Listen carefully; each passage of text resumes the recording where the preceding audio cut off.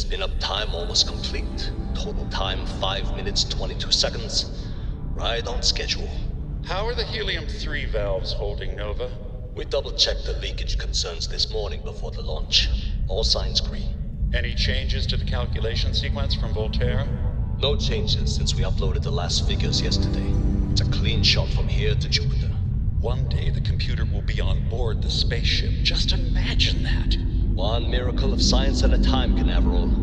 Counting down in 5, 4, 3, 2, 1.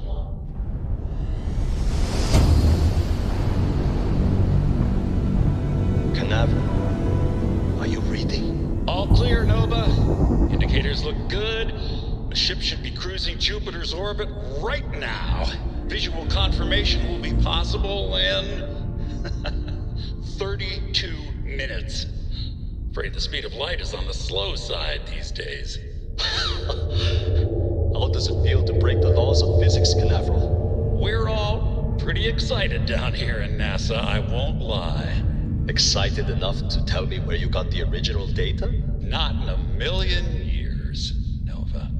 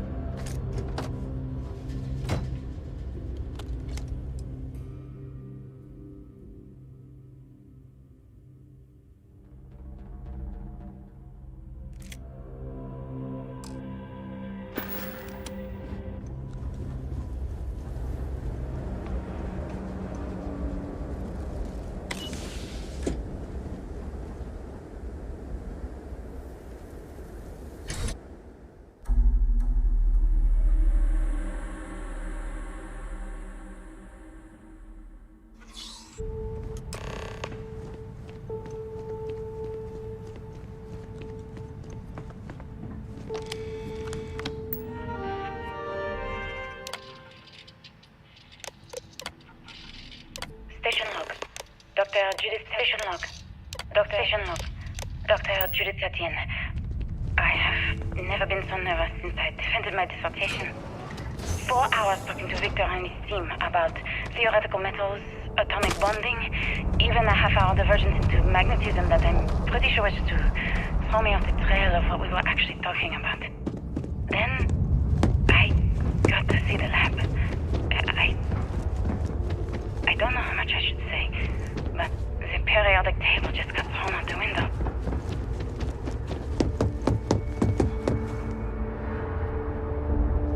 I just don't understand where these calculations came from.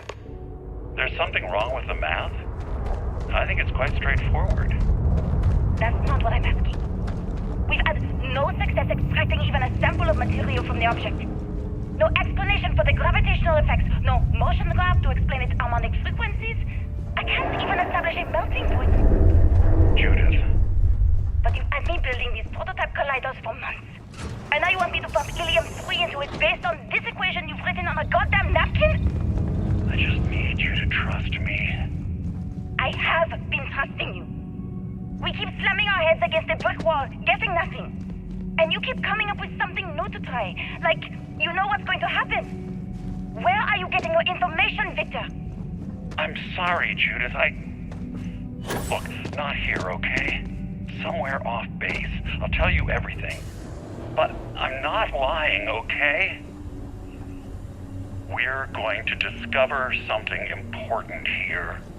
I promise.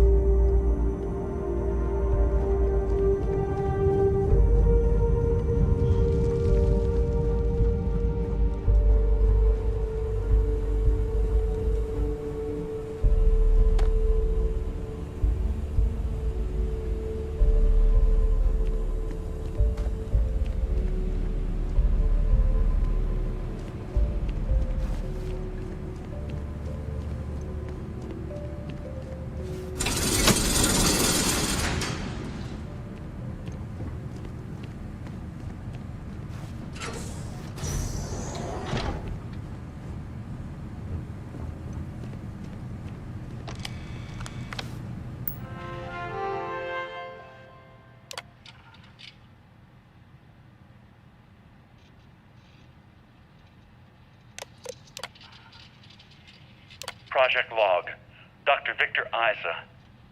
We turned on the prototype today.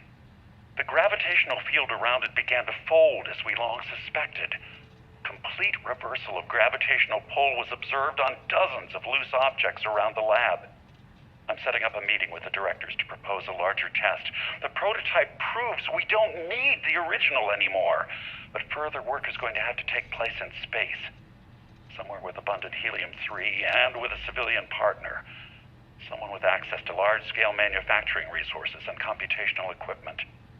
Engineering gravitational folds pulling the far side of the solar system closer to us. It's all going to be possible. Project Log, Dr. Judith Tatian. I watched the gravjite tests from the moon today. It was the first time we were able to talk to the team at Nova Galactic directly. So many things were under wraps before, but now everyone wants all the publicity they can get. I'm already seeing proposals for manufacturing androids of drives, expeditions to Alpha Centauri and beyond. It's also overwhelming and worrying. It could take years. Decades before we know what all the side effects of operating a grav drive can be. But no one wants to hear that right now. Like a bunch of pioneers racing towards the edges of the frontier without knowing about the grizzly bears in the mountains.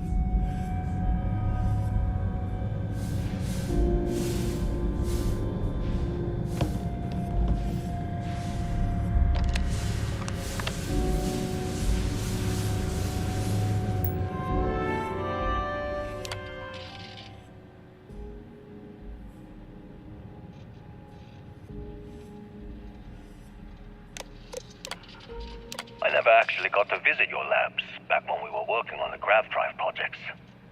Seems like ancient history now. Only thing we're doing these days is launching weather satellites. Guess this is as good a retirement as any. Now, Project Demeter, you want our help manufacturing scanners to better track these new meteorological patterns we're seeing. Our guess is that the poles might be naturally shifting, causing some gravitational fluctuations that are throwing off our old models. Why do you need the scanning tolerances to be so small? What are you trying to find? I just want to be sure.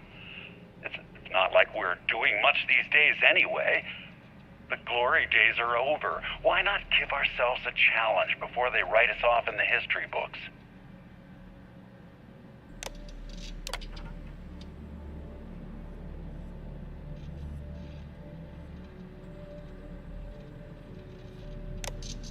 I know what I'm seeing, Victor.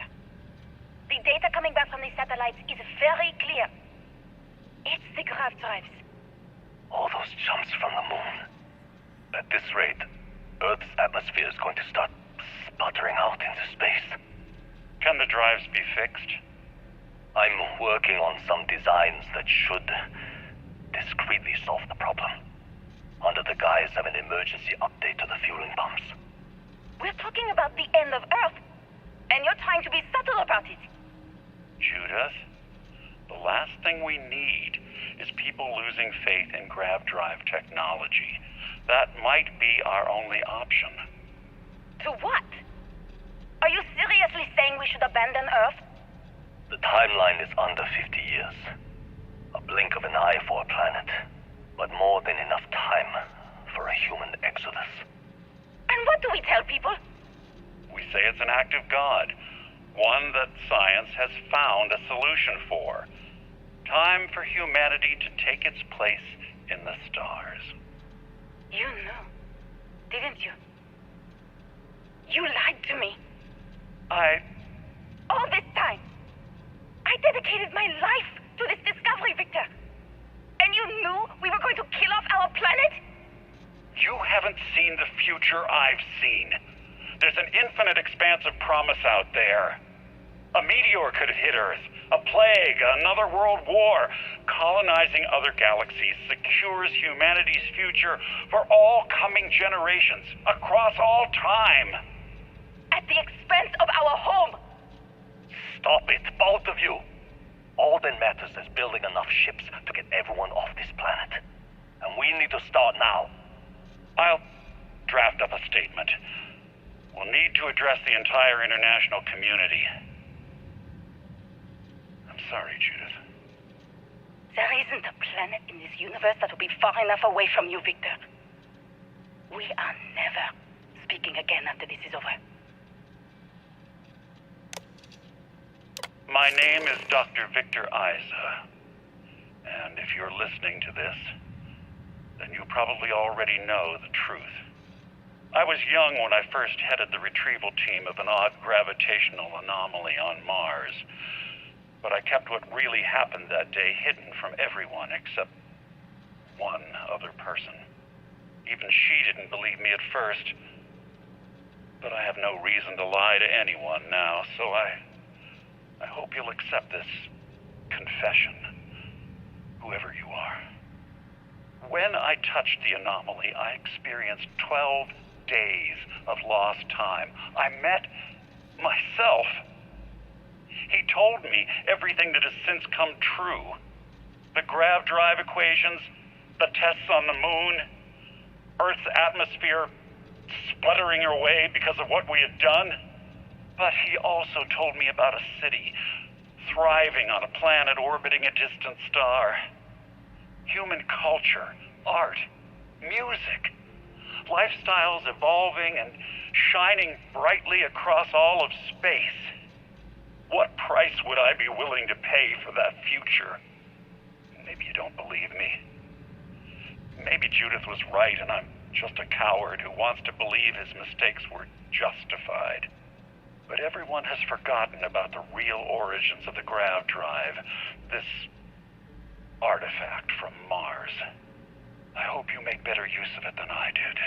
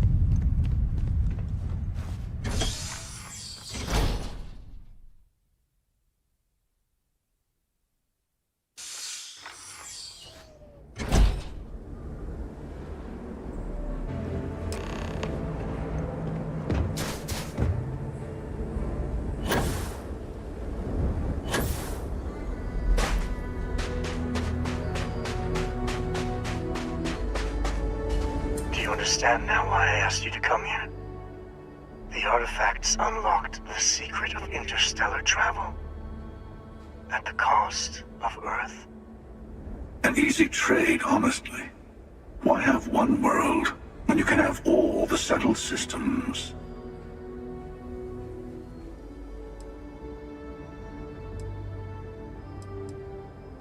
Assuming we weren't going to lose it anyway. War, disease, famine, all the classics. Don't you see? The power of the artifact forced humanity to the stars. They didn't get to make a choice. How many would have chosen Earth? What gave Victor Isa the right to choose for them? You see the hypocrisy in what the emissary is saying, right? They don't want to rob people of their free will, but then they steal the artifacts for themselves. In the wrong hands, the power of the artifacts can make anyone a tyrant. That is why we watch over them. The only thing you are watching out for is yourself.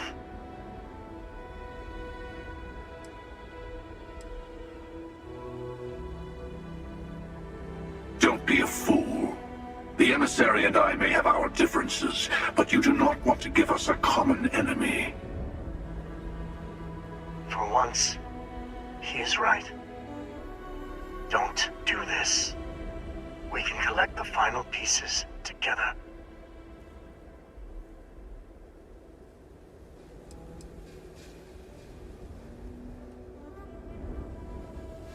Well, look at that. The emissary just became my new best friend. You've made your choice. When you're ready, the hunter and I will be at the buried temple. That's where we'll settle things. Meaning, we'll kill you. But hey, at least we'll wait. The final round doesn't start until there's only one artifact left to gather. And if I'm not mistaken, Constellation has one or two to go.